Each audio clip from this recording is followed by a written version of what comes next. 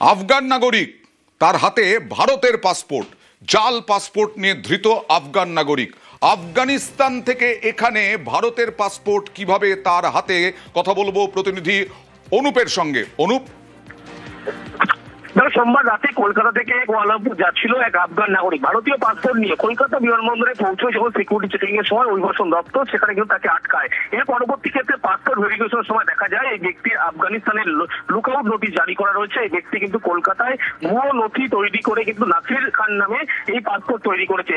এই কলকাতার বহু ঘটনায় বিভিন্ন তথ্য উঠে আসছে এবং তাকে জিজ্ঞাসাবাদে যে সমস্ত নথি জাল করেছে বলে এমনও তথ্য উঠে আসছে। ইতিমধ্যেই সেই ব্যক্তিকে গ্রেপ্তার করা হয়েছে এবং তিনি কিন্তু ভুয়ো যে পাসপোর্ট তৈরি করা হয়েছিল এই সমস্ত তথ্যই পেয়েছে। এবং কেন ভুয়ো পাসপোর্ট তৈরি করলো, কেন ভারতে এলো, ভারতে কি নিয়মিত যাতায়াত, কি জানা যাচ্ছে আফগানিস্তানে এর পজিশন কি? যেহেতু আফগানিস্তানের লোক তার বিরুদ্ধে লুকআউট নোটিশ জারি ছিল এবং তিনি কিন্তু কলকাতায় ছিলেন এবং এখানেই কিন্তু ভুয়ো ডকুমেন্ট বা ভুয়ো নথি দিয়ে কিন্তু ভুয়ো পাসপোর্ট তৈরি করেছিল। তার পরবর্তী ক্ষেত্রে কিন্তু একেবারে কলকাতা থেকে যখন কুয়ালালামপুর যাচ্ছিল সেই সময় কিন্তু অভিবাসন দপ্তর তাকে আটক করে, আটক করার পরবর্তী ক্ষেত্রে তাকে জিজ্ঞাসাবাদ জানতে পারে সমস্ত নথি থেকে শুরু করে সমস্ত ভুয়ো। তোমার কাছ থেকে আরো একটি খবর নেওয়ার আছে, তা হলো নিউ টাউন থেকে বাজেয়াপ্ত 700 কেজি গাঁজা। নিউ টাউন থেকে বাজেয়াপ্ত প্রায় 700 কেজি গাঁজা। কিভাবে, কোথা থেকে উদ্ধার, গ্রেফতার হয়েছে কেউ এবং গ্রেফতার ধৃতের পরিচয় কি, কথা বলবো প্রতিনিধি অনুপের সঙ্গে। গতকাল বিধাননগর আক্রান্ত আমাদের কাছে একেবারে যে সমস্ত বিপুল পরিমাণ নিষিদ্ধ গাঁজা উদ্ধার করে পরবর্তী ক্ষেত্রে 7 জনকে কিন্তু ধরা হয় বেঙ্গল স্টিমের পক্ষ থেকে। এবং আগে থেকেই কিন্তু এখানে বেঙ্গল স্টিমের পক্ষ থেকে খবর ছিল এখান থেকে নিউ টাউনের এই এলাকা থেকে একেবারে গাঁজা পাচার করা হবে এবং সেই অনুযায়ী কিন্তু সেখানে পুলিশের পক্ষ থেকে সেখানে আগে থেকেই বেঙ্গল স্টিম, অন্যদিকে নারায়ণপুর থানা তারা যৌথভাবে কিন্তু উপস্থিত ছিল এবং সেখান থেকেই 3 কোটি টাকার বেশি এই গাঁজা উদ্ধার করেছে। এবং তল্লাশি যখন করা হচ্ছিল সেখান থেকে কিন্তু ইতিমধ্যেই 3টি গাড়ি বাজেয়াপ্ত করা হয়েছে এবং এই যার বাজার মূল্য কিন্তু যে পরিমাণ গাঁজা ছিল 3 কোটি টাকার বেশি। এই বিপুল পরিমাণ নিষিদ্ধ গাঁজা। 7 জন কোথাকার বাসিন্দা, তাদেরকে গ্রেফতার করা হয়েছে না এখনো আটক? তারা 7 জনকেই কিন্তু ইতিমধ্যে গ্রেফতার করা হয়েছে এবং 7 জনকেই বিভিন্ন হাওড়ার বাসিন্দা যেমন আছে, কোচবিহারের বাসিন্দা আছে, বিভিন্ন জেলার কিন্তু তারা একেবারে একত্রিত হলে এই কাজ করছিল এবং পাচার করছিল। পরবর্তী ক্ষেত্রে যখন বেঙ্গল স্টেট খবর পায় এবং সেখানে হানা দেয় এবং সেখান থেকেই এই গাঁজা সহ 7 জনকে গ্রেফতার করেছে যার বাজার মূল্য প্রায় 3 কোটি টাকা। বেশ।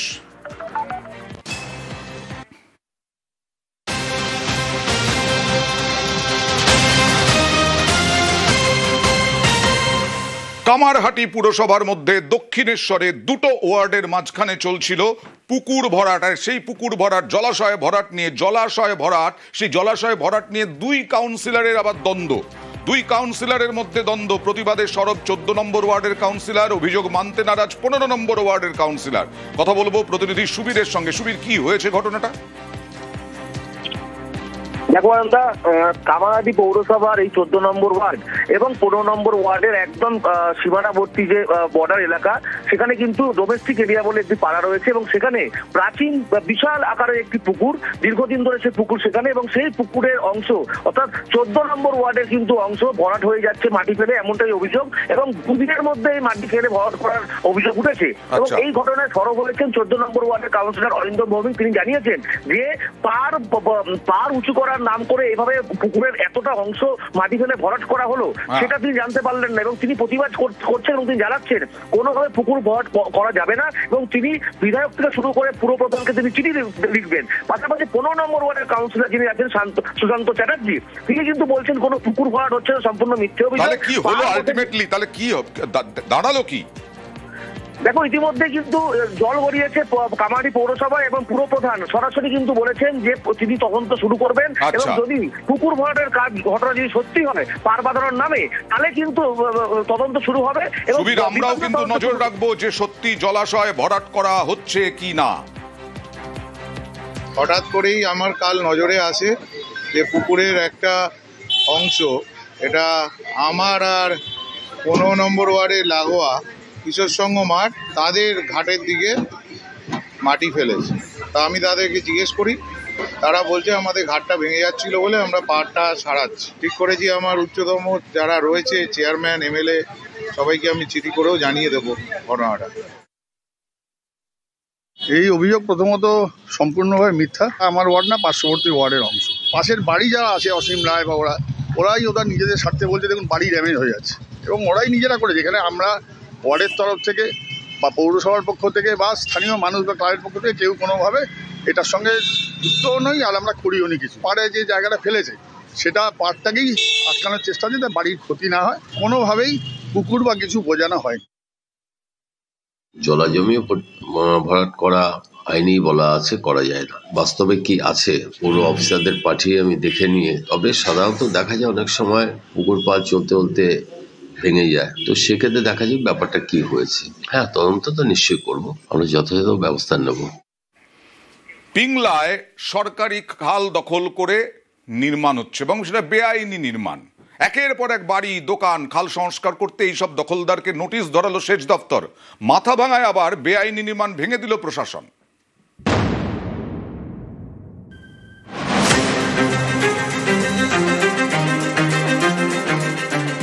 এটা সেচ দপ্তরের খাল, এলাকার জল নিকাশির বড় ভরসা। এই খাল দখল করে একের পর এক নির্মাণ, তৈরি হয়েছে বাড়ি আর দোকান। পশ্চিম মেদিনীপুরের পিংলা, এখানকার দুজিপুর এবং গোপীনাথপুর এলাকা দিয়ে বয়ে গিয়েছে সেচ দপ্তরের খাল। এই খালের দুপারে একের পর এক বাড়ি, দোকান, এতে খাল এখন যেন নালা। এই খাল সংস্কারের উদ্যোগ নিয়েছে সেচ দপ্তর। এর জন্য 100-রও বেশি বাসিন্দাকে নোটিশ ধরিয়েছে। এতেই বিপাকে পড়েছেন অনেকেই। দীর্ঘ আমরা আজকে 50 বছর বাবদ এই বাজার কেলেনের উপর নির্ভরশীল, যারা 240টা দোকান আছে আমাদের বাজারে। হঠাৎ করে সরকার আমাদের হাতে একটা করে নোটিশ ধরিয়ে দিচ্ছে যে এই 1 সপ্তাহের মধ্যে দোকান ভেঙে তুলতে হবে, কেলেন সংস্কার হবে। তো আমরাও চাই কেলেন সংস্কার হোক, জল ব্যবস্থা থাকুক, সবকিছু থাকুক। এই যে 240 জন ব্যবসায়ী বেকার ছিল, আমরা কোথায় যাব? আমাদের পুনর্বাসনের ব্যবস্থা করুক, আমরা অবশ্যই সহযোগিতা করবো। সমস্ত কিছু করে ক্যানালটা সংস্কার যাতে করতে পারি তার জন্য নোটিশটা দেওয়া হয়েছে। ওগুলো ইলিগ্যাল কিনা বলতে পারবো না, ওদের সমস্ত কিছু বলেছি যে ওদের ডকুমেন্টস থাকে তাহলে নিয়ে আসবে, না হলে ওরা তুলতে হবে, স্যারা যাই ইনস্ট্রাকশন দেবে। দুইপুর গোপীনাথপুরের মতো দুটো বাজারে মিলে আমি প্রায় দিয়েছি 100-র উপরে। হ্যাঁ, অবৈধ যারা আছে তাদেরকে উঠে যেতে হবে, তার জন্য স্যার করতে বলেছে, করতে আমি করেছি। এটা এখন সংস্কারের আমরা উদ্যোগ নেবো আর কি। ওটা কোচবিহারের মাথাভাঙা, এখানকার 55 মোড়ের কাছে কৃষক বাজার। এই বাজারের মূল গেটের সামনে তৈরি করা হচ্ছিল একটি কংক্রিটের দোকান। বেআইনি সেই দোকান ভেঙে দিল পুলিশ। মালটাল তোলা হয়নি, দোকান তৈরি হচ্ছিল আর কি, করতেছে কিছু একটা দোকান থেকে করছে মোটামুটি বছর 3 থেকে। তো আজকে দোকানটা কারা ভেঙে দিল? আজকে পুলিশ প্রশাসন থেকে ভাঙলো। হ্যাঁ, অবৈধভাবে দোকানটা করছিল। পিংলা থেকে দিগ্বিজয় মাহালি এবং মাথাভাঙা থেকে রাজেশ দাস, নিউজ 18 বাংলা।